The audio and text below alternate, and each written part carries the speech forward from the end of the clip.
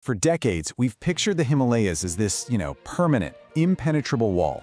Just a silent, frozen barrier where the only sound is the wind. Well, that silence is breaking. Right now, up on the roof of the world, a massive transformation is happening. And it's not being fought with bullets, but with bulldozers and blueprints. This is the story of a new kind of war. A war for the very future of India's northern border. And get this, at the very heart of this new reality is a bombshell reevaluation of our own past. In a pretty rare and incredibly candid statement, India's Chief of Defense Staff General Anil Chauhan laid it out. He argued that the root of today's crisis, every single standoff, every territorial claim, goes back to one diplomatic decision made over 70 years ago. Now that changes everything about how we understand this conflict. So, here's the roadmap for this explainer. We're going to follow this trail. First up, we'll look at how the Himalayas turned into a new Cold War battleground. Then, we'll dive into China's concrete invasion. After that, we unravel the war of words and maps. Then, we have to confront the ghost of 1954. From there, we'll explore India's big response, and finally, we'll try to get our heads around the 100-year game that's playing out right now. Okay, so let's get one thing straight. The northern border isn't just disputed anymore. The new word coming from the very top is active. And that's not just semantics, it's a massive shift in strategic reality. It's been prompted by some serious truth bombs from India's most senior military and administrative leaders. The game has absolutely changed. You know that picture you have in your head of a serene, untouched mountain range? Yeah, you can pretty much tear that up. Today, that high-altitude silence is being replaced by the relentless grinding sound of excavators, and believe it or not, the smell of wet concrete. A new reality is literally being built brick by painful brick. Stay to the end because some shocking things I'm going to reveal in this explainer. Let's get back to it. And that brings us to what the governor of Arunachal Pradesh calls a bricks and mortar war. Now, he's not talking about old-school military bunkers. No, he's warning about something way more subtle and frankly, more insidious. Beijing's long-term settlement strategy. It's called the Shaokong Initiative, which translates to well-off villages. If you look at these places from a satellite, they look pretty harmless. You see neat little rows of houses, paved roads, even streetlights. They're designed to look like quaint mountain villages. But don't be fooled. Indian military intelligence is crystal clear on this. These are not civilian towns. They are purpose-built, dual-use fortresses, plunked right down in contested areas. So why are these villages so incredibly dangerous? Well, it breaks down into three major threats. First, demographic occupation. China is literally moving its people in, creating what is essentially a civilian human shield. It makes any kind of military response a diplomatic nightmare. Second, these are advanced intelligence hubs. They are bristling with high-tech surveillance, 5G towers, and helipads. And third, they are logistical springboards. If a conflict breaks out, these villages instantly become forward bases, fully stocked and ready to go, letting the Chinese military mobilize in hours, not weeks. They aren't just crossing the line of actual control. They're literally building over it. But hold on. The invasion isn't just physical. While all that concrete is setting on the ground, a different kind of war, a psychological one, is being fought on paper, in classrooms, and at the UN. This is what we can call China's cartographic invasion.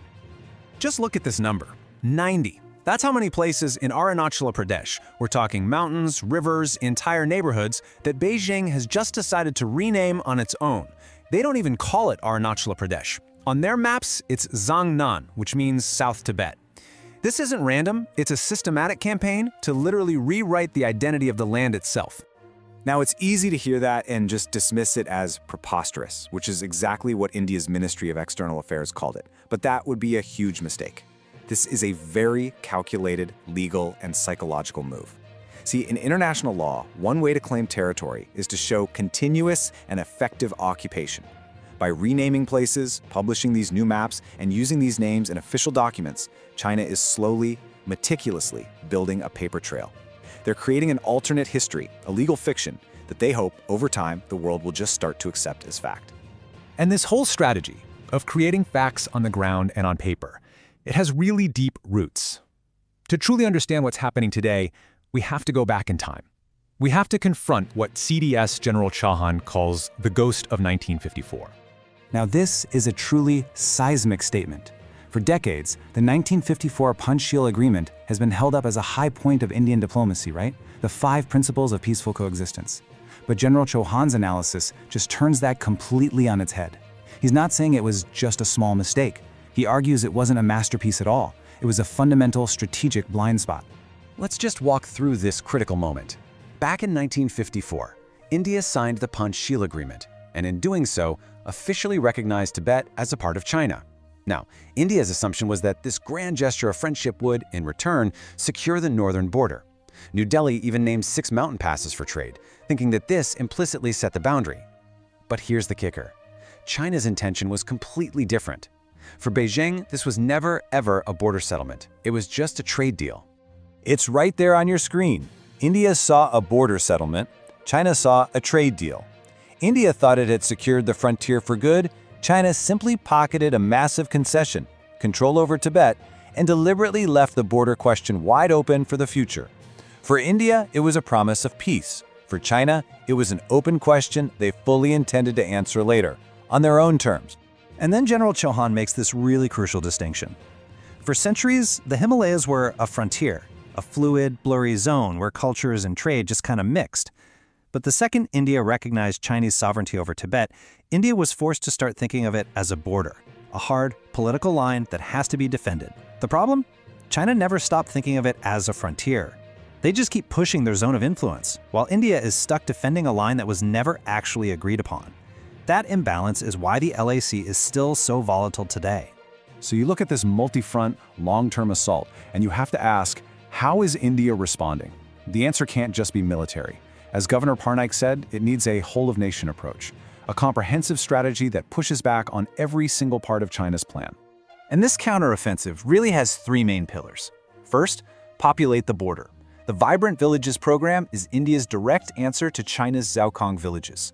We're talking about pumping over 4,800 crore rupees into border infrastructure, 4G connectivity, tourism, anything to reverse migration and make sure our own people are there. Second, build the arteries. Game-changing projects like the all-weather Salat Tunnel and the massive Arunachal Frontier Highway mean India can move troops in heavy gear to the front in hours, not days. And third, forge alliances. India is building diplomatic muscle through partnerships like the Quad, sending a clear signal that any conflict won't be a one-on-one fight. So when you step back and you look at all the pieces, the schools, the maps, the concrete villages, the tunnels, a very clear picture starts to emerge. This isn't about a few square kilometers of rocky land. This is a long-term strategic competition for the entire future of the Himalayan front. It's a generational challenge. The mistakes of 1954, you can't undo them, but you can absolutely learn from them. China is playing a 100-year game, patiently moving pieces on a board they set up decades ago. And the big takeaway here is this. India, with this whole-of-nation approach, is finally starting to do the same. It's finally matching long-term vision with long-term action. And that really brings us to the final crucial question that's going to define the next few decades up there. It's a race now, a race of development, of demographics, of sheer determination. Can India's vibrant villages build up fast enough and strong enough to counter China's Shalkang fortresses? The peace of the Himalayas, and maybe more, could very well depend on the answer. What do you think about this long game? Let us know down in the comments. And if you found this explainer valuable, make sure you subscribe for the latest updates on critical issues just like this one. Now, go ahead and watch the video that's coming up on your screen. Stay informed.